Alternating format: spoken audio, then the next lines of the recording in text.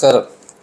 വിവാഹം കഴിഞ്ഞ് ഭർത്താവിൻ്റെ വീട്ടിൽ കഴിയുന്ന മകൾ തൻ്റെ അപ്പനെയോ അമ്മയോ സാമ്പത്തികമായി സഹായിക്കുന്നത് തെറ്റാണ് എന്നൊരു ചിന്താഗതി നമ്മളുടെ സമൂഹത്തിൽ വളരെയധികം ഉണ്ട്. ചില വീട്ടുകാരൊക്കെ ഭർത്താവ് ഭാര്യയുടെ വീട്ടിൽ പോകുന്നത് ശരിയല്ല, അവിടെ പോയി നിൽക്കാൻ പാടില്ല എന്ന കൺസെപ്റ്റുള്ള ആൾക്കാരുണ്ട്. സാമ്പത്തികമായി അവർ ബുദ്ധിമുട്ട് അനുഭവിക്കുന്നുണ്ടെങ്കിൽ അവരെ സാമ്പത്തികമായി സഹായിക്കണമെന്ന് ചിന്താഗതി ഇല്ലാത്തവരുണ്ട്. പലപ്പോഴും തൻ്റെ മക്കളെ ഇത്രയധികം വളരെയധികം പഠിപ്പിച്ച് പൈസയൊക്കെ ചിലവാക്കി ഇത്രയും വലുതാക്കി കഴിഞ്ഞ് കെട്ടിച്ചു വിട്ട് കഴിയുമ്പോൾ ഒരുവിധപ്പെട്ട പേരൻസ് ഒന്നും തന്നെ ഇവരെ സഹായിക്കണമെന്ന് ചിന്തിച്ച് പഠിപ്പിക്കുന്നതല്ല. കുഞ്ഞുങ്ങൾ നല്ല നിലയിൽ എത്തട്ടെ, അവർക്ക് ഭാവിയിൽ ബുദ്ധിമുട്ടുണ്ടാകരുതെന്ന് കരുതി പഠിപ്പിക്കുന്നതാണ്. പക്ഷേ എന്തെങ്കിലും സാമ്പത്തിക ഒരു പ്രശ്നം വരുമ്പോൾ ഒരു അപ്പനെ അമ്മയെ സഹായിക്കാനുള്ള ഒരു ധാർമ്മിക ഉത്തരവാദിത്വം എല്ലാ മക്കൾക്കും ഉണ്ട്. അതാണായാലും ശരി, പെണ്ണായാലും ശരി. ചില സമയങ്ങളിൽ ചില വീടുകളിലൊക്കെ ഒറ്റ മക്കളുള്ള വീടുകളുണ്ട്.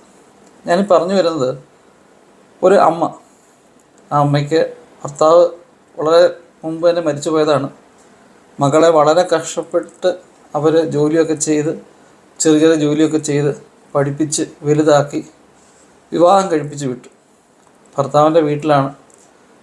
അവർക്കൊരു കുഞ്ഞുണ്ടായി കഴിഞ്ഞാൽ പിന്നെ എന്തൊക്കെയോ ഈ അമ്മായിയമ്മയുമായിട്ട്, അതായത് മകൾ ചെന്ന ഭർത്താവിൻ്റെ വീട്ടിലെ അമ്മയുമായിട്ടൊക്കെ ഈ വീട്ടിലെ അമ്മയ്ക്ക് എന്തൊക്കെയോ പ്രശ്നങ്ങൾ.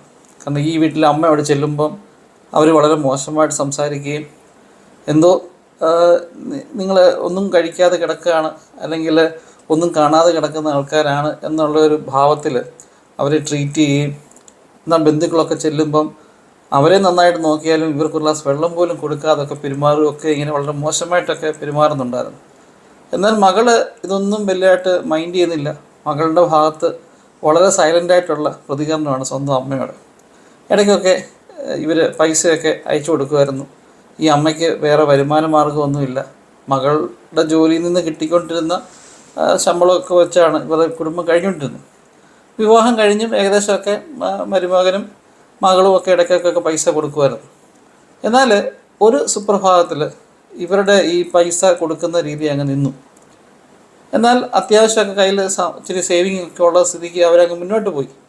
എന്നാൽ മുന്നോട്ട് പോകുന്തോറും നമുക്കറിയാലോ, നാട്ടിലൊക്കെ രോഗത്തിനൊക്കെയുള്ള മരുന്ന് മറ്റു കാര്യങ്ങളൊക്കെ വരുമ്പോഴത്തേക്ക് അവർക്ക് അവരുടെ കയ്യിലുള്ള ചെറിയ തുച്ഛമായ പൈസ കൊണ്ട് സർവൈവ് ചെയ്യാൻ പറ്റാതായിപ്പോയി. മകളെ പല രീതിയിൽ കോണ്ടാക്ട് ചെയ്യാൻ ശ്രമിച്ചിട്ട് ഒരു പ്രാവശ്യം പോലും മകളുടെ ഭാഗത്തു നിന്നോ അല്ല മകളുടെ ഭർത്താവിൻ്റെ ഭാഗത്തു നിന്നോ ഒരു തിരിച്ചൊരു റിപ്ലൈ ഇവർക്ക് കിട്ടാതായി.